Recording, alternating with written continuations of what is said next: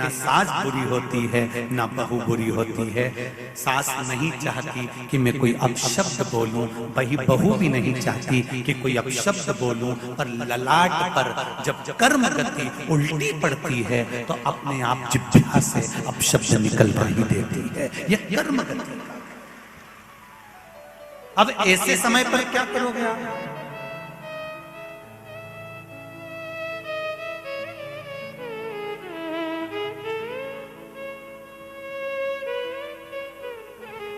ऐसे समय पर क्या किया जाए?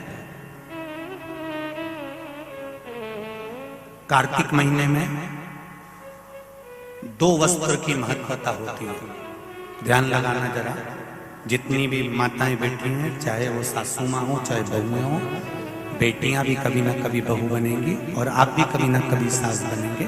स्मरण रखें। कार्तिक महीने में दो वस्त्र का विधान है, एक पीले कलर का वस्त्र और एक लाल कलर का वस्त्र। एक पीला वस्त्र है, एक लाल वस्त्र।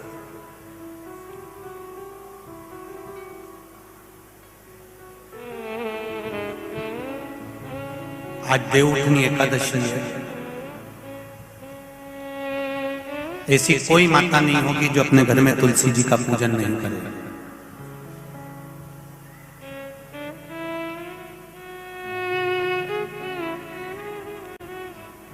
घर की मां यदि आज देवउठनी एकादशी के दिन लाल वस्त्र, बैकुंठ, वैसे तो पचवीगन का महत्व बताया गया है स्कंद पुराण में, जो 5 दिन पीछे के होते हैं। आंवला नवमी से जो क्रम पचवीगन का चालू होता है पूर्णिमा तक, बैकुंठ चतुर्दशी के क्रम तक, उसका जो महत्व, इन 5 दिनों की महत्वता वैसे स्कंद पुराण में कही गई है, पर आप समझें उसको।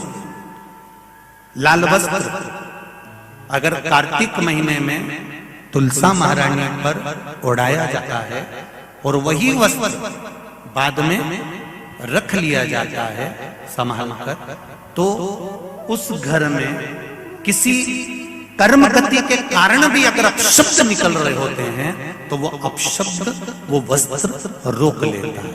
वो वस्त्र रोकता है। कौन सा वस्त्र? लाल वस्त्र। पीला वस्त्र इन 5 दिन में अगर तुलसा महारानी को चढ़ाया जाता है और उसको रखा जाता है, तो जिस नारी के गर्भ से संतान नहीं भी हो रही होती है, उसके कक्ष में अगर वो वस्त्र कुछ दिन तक रखा रहता है तो ये निश्चित आती है कि गर्भ ठहरता जरूर है। ये पीले वस्त्र की और लाल वस्त्र की महत्वता कार्तिक महीने में। अब कई माताएं कहती हैं कि हमारे पास में लाल वस्त्र नहीं है, हमारे पास में इतना नहीं है, तो लाल कलर का लच्छा भी तो आता है, नाड़ा। बोलो आता है कि नहीं आता? लाल तुम्हारे घर में सिलाई करने का लाल कलर का धागा तो होगा, होगा ना कि नहीं होगा? लाल कलर का लच्छा तो होगा, नहीं होगा सफेद कलर का धागा तो होगा, उसको कंकु में लाल कर। पर उस वस्त्र की महत्वता को हम समझें। ये संसार की रीति रही है। कल भी कथा में कहा था कि लोग दूर वालों से फोन लगाकर पूछते हैं तुम कैसे हो, और पास में जो रह रहे हैं उनसे बात तक नहीं कर पाते कि तुम कैसे हो। ये दुनिया की रीत है, किसी एक की रीत नहीं है, ये दुनिया की रीत है। दूसरों से जरूर पूछा जाता है आप कैसे हो कैसे हो कैसे हो, पर जो घर में रह रहा है,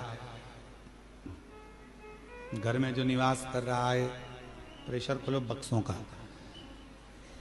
घर में जो निवास कर रहा है, जो रह रहा है, उससे पूछा ही नहीं जाता कि तुम कैसे हो। उसके मन की दशा क्या है, उसके मन का भाव क्या है। किसी ने बहुत अच्छी बात कही कि खिलौने वाला खिलौना बेचता है।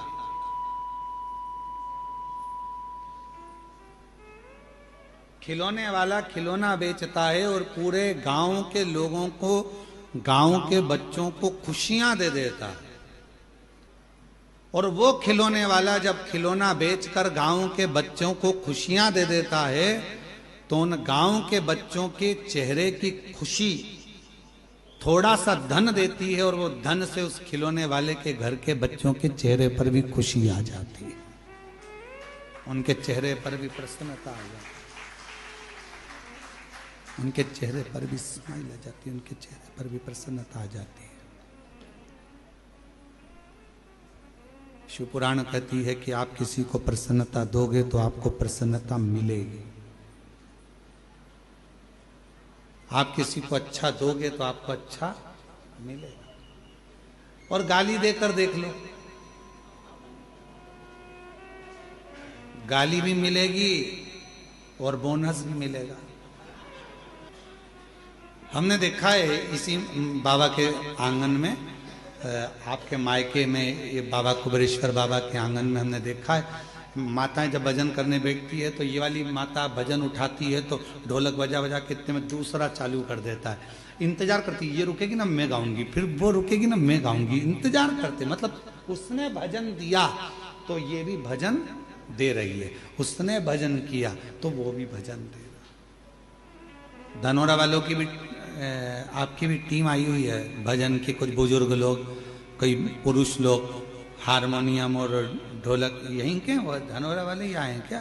कि कल कोई दूसरी टीम गा रही थी, कोई बाहर से आए होंगे, कोई नीला नीला कुर्ता पहने हुए और बढ़िया चंदन लगाए, हारमोनियम ढोलक और मंजीरे पे भगवान के विरल भक्ति भजन कर रहे थे। अंदर आवाज आ रही थी, हम बड़े प्रेम से सुन रहे। भजन दे रहे हो, भजन मिल रहा, कीर्तन दे रहे हो, कीर्तन मिल रहा, राम राम कह रहे हो, राम राम मिल रहा, गाली दोगे गाली मिलेगी, अपशब्द कहोगे अपशब्द मिलेगा, ताना दोगे ताना मिलेगा, जो तुम दे रहे हो वो तुम्हें प्राप्त होगा।